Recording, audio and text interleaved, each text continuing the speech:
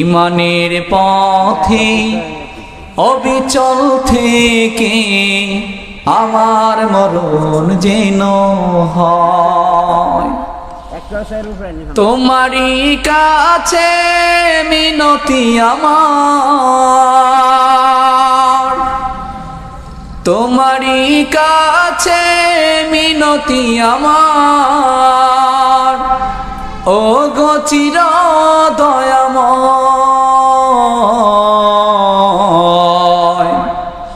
ইমানের পথে অবিচল থেকে আমার মরণ যেন হয়। বলে আলহামদুলিল্লাহ। আমরা চাইতে এমন মরণ। এই দুনিয়ার জমিনটা এমন যে দুনিয়ার জমিনে আমরা আসার পর মালিককে ভুলে গিয়েছি, মরণকে ভুলে গিয়েছি, ঠিক না? আমরা মরণ একেবারেই ভুলে গিয়েছি যে আমাদের মরণ আসবে, আসবে অনিবার্য।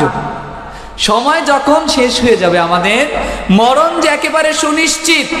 আল্লাহ তো বলেছেন কুল্লু নাফসিন যায়কাতুল মাউত, মরণ যে সুনিশ্চিত এটা তো আমরা জানি, শুনেছি অনেক, বাট কথা হলো ভুলে যায়। কি করি আমরা? ভুলে যাই। সম্মানিত মুহতারাম হাজিরিন, আমি আপনাদের সামনে যে বিষয় নিয়ে আলোচনা করার জন্য একটি আয়াত তেলাওয়াত করেছি পবিত্র কালামুল্লাহ শরীফ থেকে। আমার আল্লাহ রাব্বুল আলামিন বলেন পবিত্র কালামুল্লাহ শরীফের মধ্যে,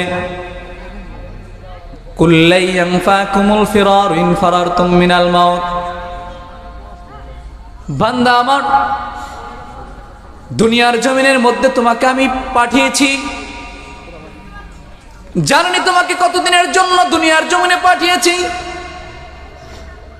বর্তমান সময় বাংলার জমিনের মধ্যে মানুষের গড়েও 60 থেকে 70 বছর, 60-70 এর মাঝামাঝি 65 এমনই। তো এই দুনিয়ার জমিনের মধ্যে বর্তমান সময় যদি কোনো ব্যক্তি 100 বছর জীবিত থাকে, আমরা দীর্ঘ শ্বাস নিয়ে বলি 100 বছর বয়স জীবিত আপনি এখনো। আরে আমাদের চাহিদা এমন যে 100 বছর বয়স হয়ে গেছে, আপনার তো মৃত্যুবরণ করার কথা ছিল, কিন্তু এখন আপনি মারা যান নাই। আরে আপনি এতদিন কিভাবে জীবিত রয়েছেন? মালিক বোধ হয় আপনার উপর কি করেছে, রহম করেছে। এমন চিন্তাধারা আমাদের থাকে কিনা? আমাদের গড়ায়ু 60 থেকে 70 এর মাঝামাঝি, এর মধ্যে আমরা মরণকে ভুলে যাই। মরণ থেকে বাঁচার জন্য যত কৌশল আছে সবকিছু আমরা অবলম্বন করি। কিভাবে দুনিয়ার জমিনের মধ্যে আমরা সারা জীবন অনন্তকাল জীবিত থাকবো এমন চিন্তা করে দুনিয়ার জমিনের মধ্যে বুকের মধ্যে নিজেদের মধ্যে অহংকার নিয়ে জমিনের মধ্যে চলাচল করে ছোটাছুটি করি। কিন্তু আল্লাহ রাব্বুল আলামিন বলে, বান্দা কুল্লাই ইয়ানফাকুমুল ফিরার ইন ফারারতুম মিনাল মাউত। একটা কথা চিন্তা করে রেখো মাথার মধ্যে, ছোট্ট পৃথিবী, এই পৃথিবীর মধ্যে তুমি যদি একটা প্রাচুর্য বানিয়ে সেই প্রাচুর্যের মধ্যে যদি একটা কামরা বানাও, যেই কামরার খবর দুনিয়ার কোনো ব্যক্তি জানে না, তুমি যে কামরাটা বানিয়েছ এই কামরার মধ্যে তুমি ব্যতীত আর কোনো ব্যক্তি সেখানে প্রবেশ করতে পারবে না। তুমি ব্যতীত একটু আলো বাতাস প্রবেশ করতে পারবে না। সেই কামরার মধ্যে তুমি যদি অক্সিজেন না নিয়ে যাও তাহলে সেই কামরার মধ্যে অক্সিজেন পাওয়াটা অসম্ভব। এমন একটা কামরার মধ্যেও যদি তুমি প্রবেশ করো, একটা কথা মাথার মধ্যে তুমি জেনে রেখো আর মাথার মধ্যে ঢুকিয়ে রেখো, সেই জায়গার মধ্যে মালাকুল মাউত উপস্থিত হয়ে যাবে, ঠিক না?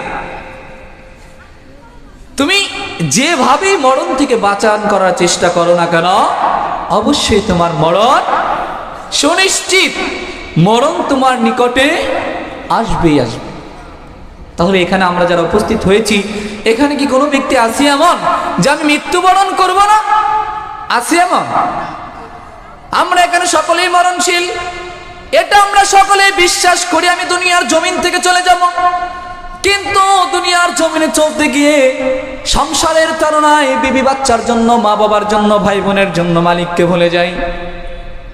আল্লাহ বলে, বান্দারে দুনিয়ার জমিনে তুমি যাদের জন্য চিল্লাপাল্লা করো, দুনিয়ার জমিনের মধ্যে তুমি যাদের জন্য সকাল থেকে নিয়ে বিকেল পর্যন্ত কষ্ট করো, সকাল থেকে নিয়ে রাত্রি পর্যন্ত নিজের মাথার ঘামগুলো পায়ের মধ্যে ফেলে তুমি দুনিয়ার জমিনের মধ্যে চলাচল করো, যে সন্তানের জন্য তুমি বান্দা এক লুকমা খাবার মুখে তুলে দেওয়ার জন্য সন্তানের জন্য কঠোর পরিশ্রম করো, নিজের জীবন চলে যাক এতে কোনো পরোয়া না করে যে সন্তানের জন্য, যে বিবির জন্য, যে মায়ের জন্য, যে বাবার জন্য তুমি সকাল থেকে নিয়ে বিকেল পর্যন্ত কষ্ট করে বেড়াও, একটাবার চিন্তা করে দেখো বান্দা, এই দুনিয়ার জমিনে তুমি মৃত্যুবরণ করার পর ওই সন্তান, বিবি, বাচ্চা যা আছে মা বাবাই তোমাকে ছেড়ে দিয়ে চলে যাবে। নাকি ভুল বললাম?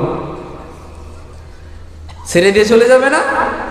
হ্যাঁ, কেউ থাকবে না আপনার পাশে, জাস্ট আপনি একাই চলে যাবেন এই দুনিয়ার জমিন থেকে, আপনার সঙ্গে কেউ যাবে না, একা আধার কবরে যেতে হবে। একদিন মাটির ভিতরে হবে ঘর রে মোনামা, কেন বান্ধ দালান ঘর, ঠিক কিনা?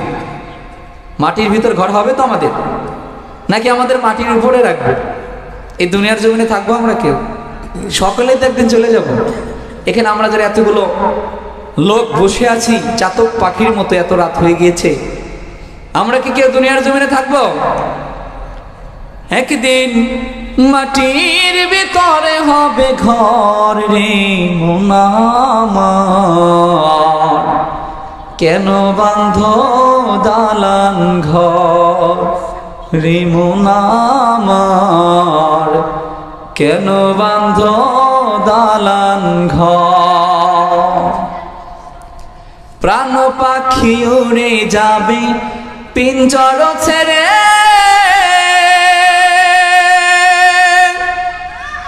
ধরা দমে সবই রবে তুমি যাবে চলে, বন্ধু বান্ধব যত, মাতা পিতা তারা শুদ্ধ, সকলে হবে তোমার পর রে মোনামার,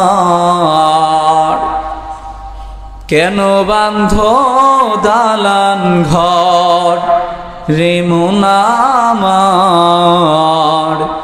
কেন বান্ধ দালান ঘর। জোরে চিল্লা বলেন ঠিক না বে ঠিক? এই দুনিয়ার জমিনের মধ্যে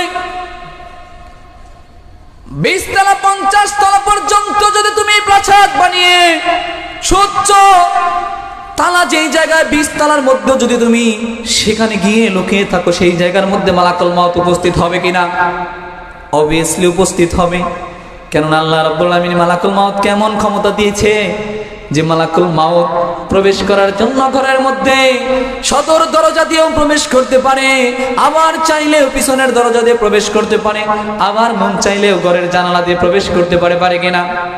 আমরা যতই আবদ্ধ ঘরের মধ্যে নিজেকে বদ্ধ করে রাখি, যেই জায়গার মধ্যে আমরা কোনো ব্যক্তি প্রবেশ করতে পারবে না, এমন ঘরের মধ্যে যদি নিজেদেরকে আবদ্ধ করে রাখি, সেই জায়গার মধ্যে মালাকুল মাউত উপস্থিত হয়ে যাবে।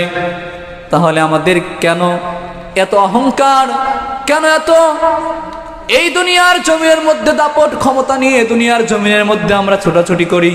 একটাবার চিন্তা করে দেখেন যে মালিক বারবার বলে দিয়েছে দুনিয়ার মানুষদেরকে সতর্ক করার জন্য। বাবা আদম হতে মুহাম্মদ সাল্লাল্লাহু আলাইহি সাল্লাম পর্যন্ত যত নবী রাসূল দুনিয়ার জমিনে আসছে, প্রত্যেক নবী আল্লাহর দ্বীনের দাওয়াত দিয়েছে এবং তাদের সকলকে মৃত্যুর কথা বলে দিয়েছে যে দুনিয়ার জমিনে তোমরা সকলেই মুসাফির, এই দুনিয়ার জমিন থেকে সকলের চলে যেতে হবে। অতএব দুনিয়ার জমিনের মধ্যে কোনো বাহাদুরি করো না। দুনিয়ার জমিনের মধ্যে তোমার থেকে বড় বড় রাজা বাদশাহ যারা দুনিয়ার জমিনের মধ্যে বিদ্যমান ছিল, আজকে এই দুনিয়ার জমিনের মধ্যে তারা কেউ জীবিত নাই। একটাবার চিন্তা করে দেখেন, আপনি যেই বাড়ির মালিক, আজকে সেই বাড়ির মালিক এক সময় আপনার বাবা ছিল, এর পূর্বে আপনার বাবার পূর্বে আপনার দাদা ছিল কিনা? নাকি আপনি জন্মের পরে থেকেই মালিক? এই বাড়ির যে মালিকটা, আপনি যে ঘরের মালিক, যেই সম্পদের মালিক, এই মালিকানা কি আপনার এখন নাকি আপনার বাবা আগে ছিল? আগে তো বাবা ছিল নাকি? বাবা ছিল না? বাবা ছিল, তার পূর্বে তার বাবা ছিল, তার পূর্বে তার বাবা ছিল, হাত পরিবর্তন হয়ে হতে হতে হতে হতে এক পর্যায়ে আপনার নিকটে আসছে। এর আগে আপনার ছিল না, ঠিক না? ঠিক না? পরের জায়গা পরের জমিন ঘর বানায়া আমি রই, আমি তো সেই ঘরের মালিক নই। ঠিক না বে ঠিক? এই ঘরের মালিক কি আমরা? যারা আছি আমরা এখানে কি এই বাড়ির সম্পদের মালিক? পরের জায়গা পরের জমিন ঘর বানায়া আমি রই, আমি তো এই ঘরের মালিক নই। ও আমি তো এই ঘরের মালিক নই। এই ঘরখানা যার জমিদারি, আমি পাই না তোমার হুকুম জারি, আমি পাই না জমিদারের দেখা, আমি পাই না জমিদারের দেখা, মনের দুঃখ কারে কই, আমি তো এই ঘরের মালিক নই। পরের জায়গা পরের জমিন ঘর বানায়া আমি রই, আমি তো এই ঘরের মালিক নই। জোরে চিল্লায় বলেন ঠিক না ব্যাঠে? আপনারা বললেও ঠিক, না বললেও ঠিক। বিশ্বাস না হয় আপনি আজকে মোড়ে দেখেন, এখানে যারা উপস্থিত হয়েছেন আল্লাহর বান্দারা, এই জায়গায় যদি আপনি মারা যান, আপনার আদরের সন্তান, আপনার প্রাণপ্রিয় স্ত্রী, যাকে ছাড়া আপনি একটা রাত ঘুমাতে পারেন না, যে স্ত্রী বলে আমি তোমার, তুমি আমার, আহারে কি মধুর ভালোবাসা, তুমি যদি মারা যাও আমিও তোমার সঙ্গে নিজের জানটা দিয়ে দেব। একটাবার মরে দেখেন, ওই বিবি যদি একটু জুয়ান হয়ে থাকে, একটু বয়স কম হয়ে থাকে, ওই বিবি বলবে এমন কথা, আহারে মারা গিয়েছে তাতে কি, আমি তো এখনো যুবতী, না হয় অন্য জায়গায় বিয়ে করবো। কি বলবেন? এমন কথা বলবে।